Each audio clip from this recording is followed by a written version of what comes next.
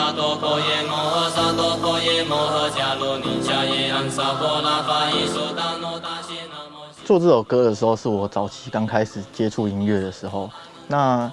因为那个时候我就想说，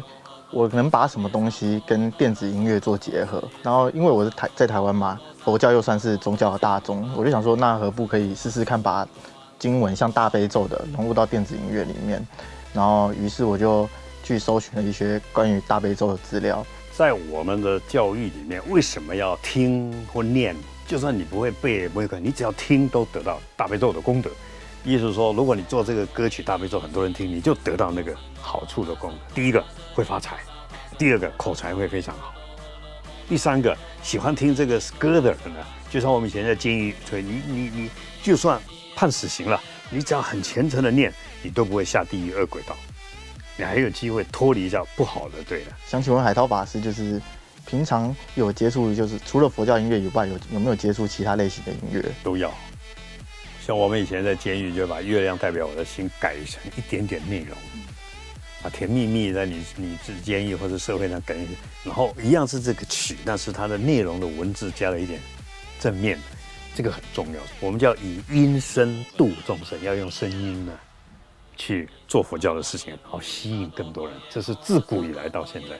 法师要表示的就是说，不只要吸引人来听这样而已，就是吸引人来听的同时，就是让他最少知道这首歌的。当然，站在音乐制作，还是希望很多人听，可以有市场赚到钱。那这个是没有错，就是再苦的药上面要包了糖衣，没错。但是吃糖没有吃到药就没意思，对。所以你也可以谈谈你本身为什么会去做音乐啊，或者怎么入这个行的。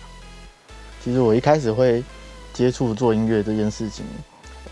没有什么太特别的，就是因为我大学的时候，刚读大学的时候，那个时候在宿舍蛮无聊的，有时候就上网听音乐，然后刚好那阵子电子音乐正要开始起来的时候听到了，我想说，这个听起来蛮好听的，那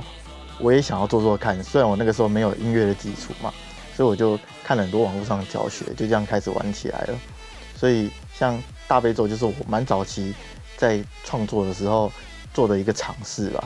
我就想说，如果我要做改编的话，我需要的是一个干净的 vocal， 就可能一位师傅在念大悲咒，但是是干净的，背面不要有其他的泛音乐，不然我做的时候会比较难，会比较被影响到啦。所以一开始呢，我其实一开始找大悲咒的时候，搜寻到的是海涛法师在某一次的访谈内容中讲的一段故事，然后那段故事最后面刚好接到你讲了大悲咒的第一句经文南无哈那达那多罗耶耶，然后我就想说用这个当开头，然后就可以进到我的歌里面。坐在遐念大悲咒，南无哈那达那多罗耶耶。然后后来到了主歌的部分的时候，因为需要的是干净的版本，所以我去搜寻之后有找到秦彻堂师傅的大悲咒版本。那个时候有快版跟慢版，然后于是我用了慢的那个版本。如果单独听它的话，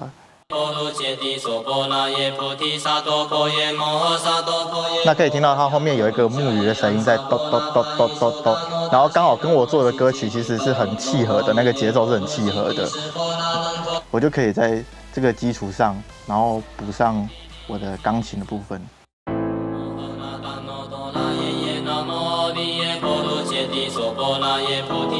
然后因为主要宗教的经文的话，我认为是需要再庄严一点，要有一些史诗感在里面，所以我再补了一些类似合唱团的 vocal 在后面。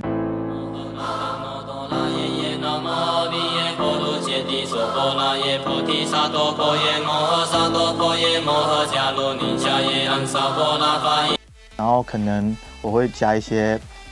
比较空灵，类似像木鱼那种音色，但是是有音调在后面跑的，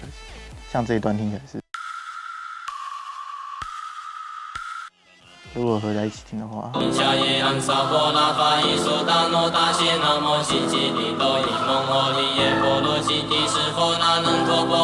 因为我一听，我想各位跟我感觉一样，非常好听，而且把传统跟现代结合，传统是木鱼，现代是钢琴，又加上后面的电音。我想好的东西必须透过现代化，就像吃东西一样，觉得好吃那就是好，听也一样，最敏感的就是听，好听了它一装进去就好。然后当然大悲咒也有它的力量，不过我要强调一点，一个人生病的时候，他躺在那边没人做，你给他讲啊，你的脸针吼，啊对，他别听，哦妈你边边哄，他就喜欢。但是他要很强烈的影片跟声音吸引他，你不能叫读佛经，大家都恐惧，所以你把大悲咒弄得更好听，更现代化、更年轻化，这是正确的，帮助年轻人的痛苦。